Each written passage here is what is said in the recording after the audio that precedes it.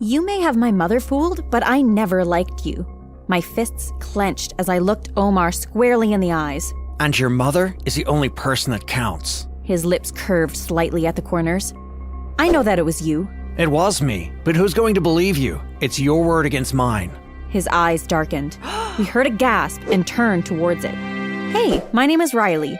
Please like this video and subscribe to our channel. Also, tap that notification bell. Let's get back to the story. I had a pretty good life till my sister was born. It was just Mom and I since my father had left when I was just 5 years old. He told Mom he was headed to the newsstand around the corner, but he never came back. For months, Mom looked for him, but I guess after a while, she just assumed he was dead. Years passed and Mom didn't date much. When she did, she'd always come home sad and eat a tub of ice cream and watch Casablanca. Our relationship was pretty solid though. She always made time for me and told me she would always be there anytime I needed her. When I was around 12, Mom began dating again, and she was genuinely happy. His name was Timothy. I watched as my once shy mom became confident and tried new things. I loved Timothy just as much as she did. After 2 years of dating, Timothy popped the question, and soon after they were married. A few months later, Mom announced that she was pregnant, and we were all excited about the new addition to the family. One night on his way home from work, Timothy was shot and robbed of his vehicle. He was announced dead by the time he got to the hospital. Mom and I were devastated. Mom was hospitalized a few days later. She was in her 3rd trimester and the doctors were worried about her and the baby. Aunt Vanessa, Mom's sister, took time from work and stayed with me while Mom was in the hospital. Finally, Mom delivered a healthy baby girl. She named Chloe and was discharged from the hospital. Aunt Vanessa went back home and I thought life would go back to normal. Boy, was I wrong. Mom became obsessed with Chloe. She would sit in a chair and watch her sleep. As soon as Chloe cried, Mom scooped her up and yes, Mom even went to the bathroom with her. I figured, okay, maybe Mom hasn't done this in a while and it's just a phase. No, it wasn't, because 2 years later, Mom was still obsessed. She said that Chloe was her only link to Timothy and she needed to keep his memory alive. You know what happened to me over those 2 years? I became invisible to Mom. I tried for her to notice me. Heck, even have a proper conversation, but I could never get her attention. I dyed my hair, got fake tattoos, and changed the way I dressed. One time, I even brought a guy home after school and we made out in the living room. But did my mother care? No, she didn't. After many failed attempts, I gave up and went back to the old me. So imagine my surprise when I came home one afternoon from school and I saw a strange man sitting in the living room with Mom and Chloe. Hi, I glanced at Mom, then the stranger. Mom blushed and cleared her throat. Riley, this is Omar. We've been dating for a few months. I thought it was time the both of you met. Omar stood. Hi, Riley. Your mom told me so much about you. And yet, she hasn't told me anything about you. Riley! Mom's face turned cherry red. I have homework to do. If you need me, I'll be in my room. How could Mom find time for a man, but she can't find time for me? I thought to myself as I walked to my room. As the days went on, Omar spent more time at the house, until he was there every single day.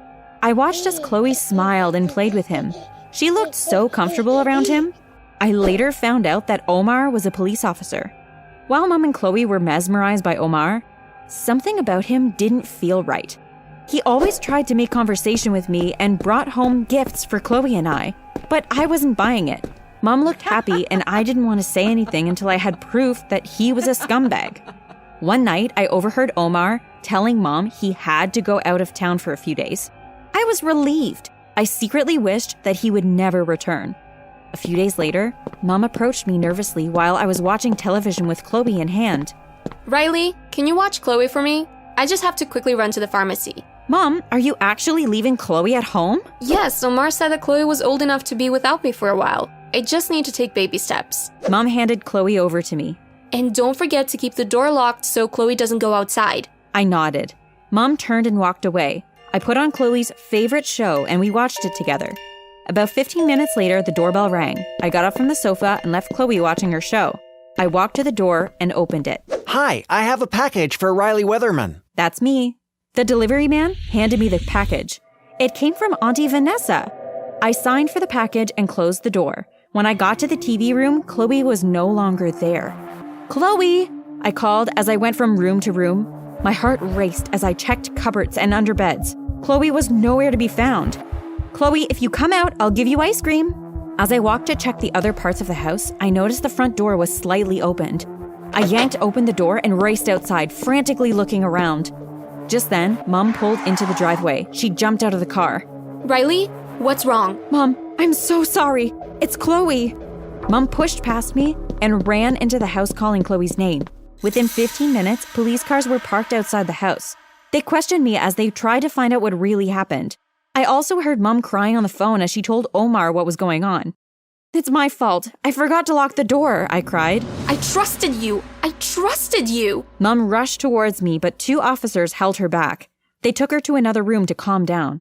"If anything happens to Chloe, I will never forgive myself." That evening, a group of neighbors rallied together and looked for Chloe. After 6 unsuccessful hours of searching, the neighbors said that as soon as it was morning, they would search again. That night, Mom didn't speak to me. She stayed in her room and cried. I stayed by the phone in the living room, hoping and praying that the police would call saying they found her. The next 2 days felt as though I was stuck in a nightmare that I wouldn't wake up from. On the 3rd day, the doorbell rang. Mom went to open it, which was followed by a scream. I rushed to the door to see what had happened. There was a smiling Omar with Chloe in Mom's arms. "Oh, Chloe!" I wanted to hold her, but Mom wouldn't let me. Omar walked into the house and closed the door. Your sister could have been seriously hurt, Riley. It's a good thing she was found safe. Where did you find her? Mom hugged Chloe tightly. Someone heard whimpering in one of the tunnels at the playground and called it in. "So you mean to say Chloe was in the tunnels for the past 3 days? It seems so. Omar took Chloe's hand in his, but she pulled it away and turned her head from him. "So then why isn't she at the hospital? What did she eat and drink over the past few days? And what are those bruises on her legs?" Mom looked at the bruises. Your sister made it to the park. She's bound to have bruises. Omar stared at me. Your mother almost lost Chloe because of your carelessness, and you're standing there asking silly questions? Omar's right. He did the right thing by bringing Chloe to me. Now come on, Chloe. Let me take you to Dr. Bratt to make sure everything's okay. After Mom, Omar, and Chloe returned from the doctor, Mom said that Chloe was healthy and the bruises on her legs would heal without a problem. The next morning, I noticed a ring on Mom's hand. She told me that Omar proposed to her the night before and she accepted. I told Mom that something didn't feel right about Omar, and maybe she should get to know him a bit more. But of course, being an adult, she ignored me and told me I didn't know what I was talking about. Over the next 2 weeks, I noticed a drastic change in Chloe's behavior towards Omar. Chloe no longer ran to Omar when he came to her. She whimpered and ran away whenever he came close. Mom, however, seemed oblivious. Since she was on cloud 9 planning her wedding, one afternoon while I was watching TV, Omar came over. Mom was trying to get Chloe to stay with Omar, but she wasn't having it. She kicked and screamed. Mom just brushed it off, saying Chloe needed a nap. Not able to stand it anymore, I grabbed Chloe from Mom's hand and she immediately settled down. "How can you be so blind?" I screamed. "Omar didn't find Chloe in the park. He was the one that took her. That's why she wasn't dehydrated when she came back home. But I guess you are willing to overlook a few things just to have a boyfriend." Omar glared at me, then turned and calmly spoke to Mom. I've never been so insulted in my life. I'm an officer of the law. I protect people, not harm them. I think this is my cue to leave. I'll call you later. With that, Omar left the house. Mom yelled at me to go to my room and not to come out until she told me to. After staying away for a few days, Omar returned with flowers for Mom and gifts for Chloe and me one afternoon.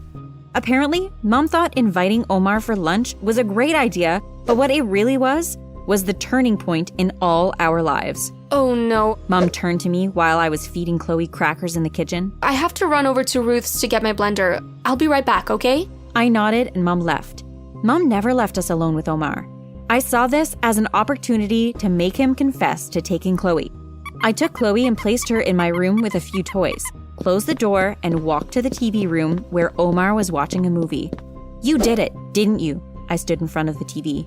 Omar's eyes slowly met mine. Excuse me?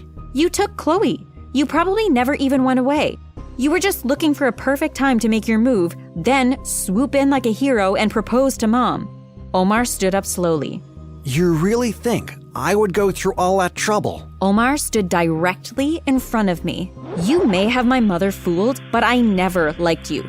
My fists clenched as I looked Omar squarely in the eyes. And your mother is the only person that counts. His lips curved slightly at the corners. I know that it was you. It was me, but who is going to believe you? It's your word against mine. His eyes darkened. We heard a gasp and turned towards it. There stood Mom with a horrific look on her face. Omar, did you take Chloe? Mom's voice cracked. Baby, why would I harm Chloe? He walked over to Mom and tried to take her hand, but she pulled away. How could I be so stupid? The evidence was right there all the time. What kind of a mother am I? Omar, you need to leave. But baby. Omar, leave now. Omar laughed. I'm not going anywhere. You were wearing my ring. Mom took off the ring and threw it at him. Omar picked it up and looked like he was about to slap Mom across the face. Mom! I screamed as I ran towards her. Omar raised his hand to hit Mom, but I tackled him to the floor. Everything happened so fast. I was able to deal him a few punches, but he also hit back hard.